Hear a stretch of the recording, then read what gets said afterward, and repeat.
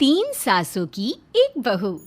बलविंदर की पहली बीवी को बच्चा ना होने के कारण वो दूसरी शादी करता है, लेकिन जब दूसरी शादी से भी बच्चा नहीं होता तो वो तीसरी शादी करता है, और तीसरी शादी करने के बाद भी जब उसे संतान का सुख प्राप्त नहीं होता तो वो डॉक्टर को दिखाता है। और फिर बलविंदर जी, दोष आपकी बीवियों में नहीं, आप में है। आप में ही कुछ मेडिकल रीजंस की कमियां हैं जिनके कारण आप कभी भी किसी बच्चे के बाप नहीं बन सकते। अरे बाप रे, ये तो घोर समस्या हो गई।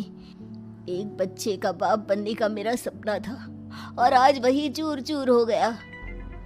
तीन बीवियों में पहली बीवी इंद्राणी, दूसरी बीवी सुधा और तीसरी बीवी कलावती। मुझे एक माँ बनने का सौभाग्य प्राप्त करना है। मुझे भी, इसीलिए तो मैंने शादी की थी।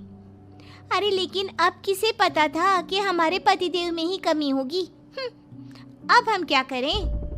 हम एक बच्चे को गोद लेते हैं। तीनों एक बेटे को गोद लेते हैं जिसका नाम प्रमोद रखा जाता है। 20 साल बाद अब तीनों भी बूढ़ी हो चुकी होती हैं। बलविंदर भी बूढ़ा हो चुका था। प्रमोद एक अच्छी नौकरी करता है। उसकी शादी की उम्र हो चुकी थी, इसलिए तीनों माएं प्रमोद की शादी पाखी नाम की एक लड़की से करा देते हैं। शादी के बाद बहू पाखी की पहली रसोई की रस्म की बारी आती है। मेरी प्रिय तीन सासू माओ, आज मेरी पहली रसोई है। बताइए क्या बनाऊं? क्या पसंद है आप तीनों को?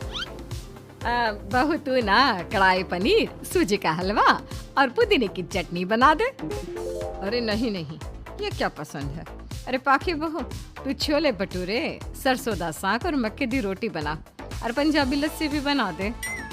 ओफो, सच में मेरी सौतनो, खाने के मामले में तुम्हारा टेस्ट और चॉइस दोनों भी बकवास है। बहू, नॉर्मल सिंपल सात्विक भोजन बना दो और हलवा पूड़ी खीर का भोग चढ़ा दो भगवान को मंदिर में। अरे कैसे तुम दोनों अपनी मनमानी कर रही हो?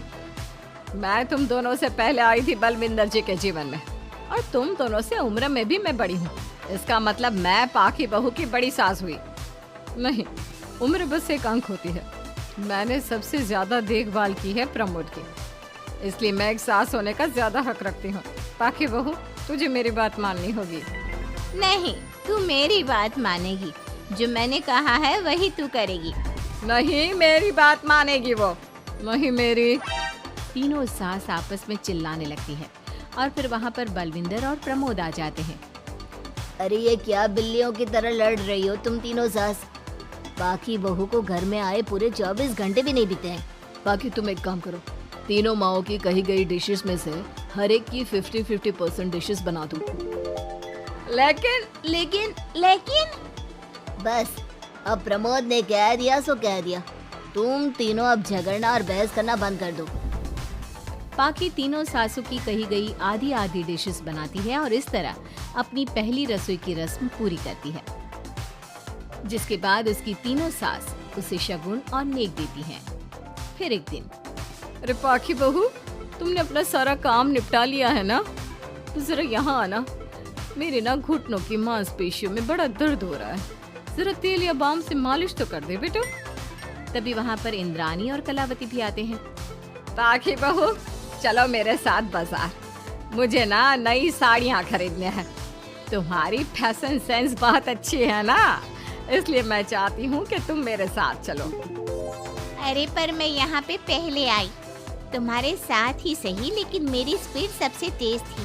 पाखी बहू, मेरे कमरे की अलमारी और पर्दे साफ कर दो ना, बहुत धूल जम गई है। मुझे खांसी भी आ रही है। अरे ऐसे कैसे तुम दोनों मेरी बहू को अपने साथ ले जा सकती हो? सबसे पहले मैंने बहू को कहा है कि वो मेरे घुटनों की मालिश कर दे। अब जाओ, 1 घंटे के बाद अपनी ये फीकी शक्लें लेकर फिर से आना।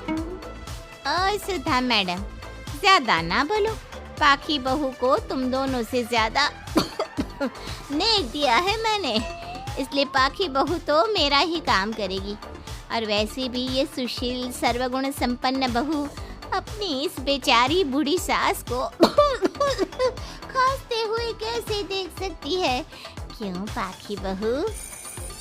हाँ, पर नहीं पाखी बहू, तुम इन दोनों की भावनाओं के जाल में मत फंसो और रही बात शगुन और नेक की, तो रिश्तों को प्यार के भाव से तोला जाता है, ना कि पैसों के भाव से।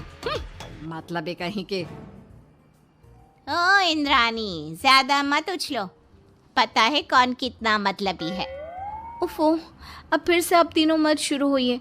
मैं आप तीनों की काम करूंगी, लेकिन बारी बारी। सबसे पहले सुधा सासू माँ का, फिर कलावती सासू माँ और फिर इंद्रानी सासू माँ का। इसके बाद तीनों सासू में फिर से लड़ाई और कहासुनी छिड़ जाती है। फिर एक दिन जब पाखी घर का किराने का सामान लेने बाहर निकल रही होती है कि तभी, बहू, मुझे ना मेरा पुराना संदूक नहीं मिल रहा, तू आकर ढूंढ देगी क्या? अब ठीक है इंद्रानी सासू माँ। पाखी इंद्रानी के कमरे में जा ही रही होती है कि तभी उसे सुधा रोक लेती है, हाथ में खूबसूरत साड़ी लिए। पाखी बहू, ये मेरे ना साड़ी पर पिछली बार अचार गिर गया था, इसे प्लीज अच्छे से धो देना।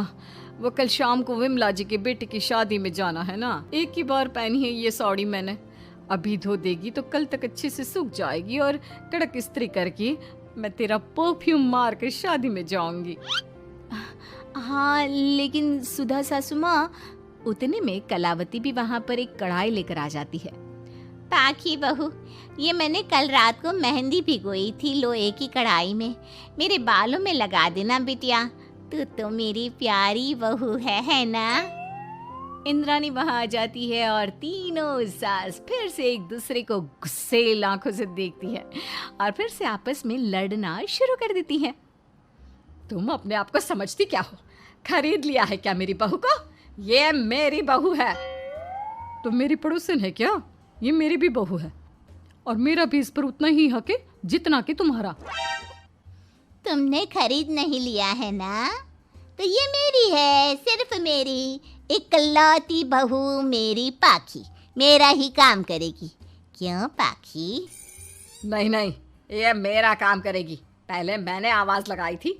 तुम दोनों तो ऐसी बहू पाने के लायक भी नहीं हो। हट जाओ तुम दोनों और खुले मैदान में जाकर एक दूसरे से लड़ो और नोचो एक दूसरे को। लेकिन पाखी बहू तो सिर्फ मेरी ही सुनेगी और मेरे ही आदेशों का पालन भी करेगी।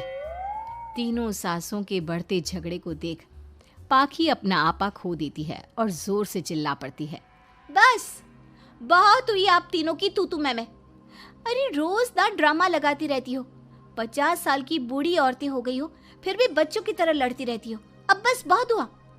अब तो मैं आप तीनों में से किसी की भी बात नहीं सुनूंगी और मैं जा रही हूँ ये घर छोड़ के। अब मुझ में और सहन शक्ति नहीं बची, मैं चली। अब लड़ो झगड़ो, एक दूसरे को मारो पीटो नोचो, जो करना है करो। पाखी अपना सूटकेस लेकर घर से बाहर निकलने लगती है। तभी तीनों सास बेहद घबरा जाती हैं और भावुक होकर पाखी से विनती करने लगती है, पाखी बहू, बहू हमें छोड़कर मत जाओ ऐसे। अरे हम तुम्हारे बिना मर जाएंगे। इतने कम समय में ही तुम हम सबकी जीने की वजह बन चुकी हो। माफ कर दो हमें बेटा। हाँ पाखी बहू, हम आइंदा से कभी नहीं लड़ेंगे और हंसी खुशी मिलकर बात करते रहेंगे, वादा करते हैं। हाँ बहू, लेकिन तू मत जा प्लीज, ये घर तेरे बिना सुना सुना हो जाएगा।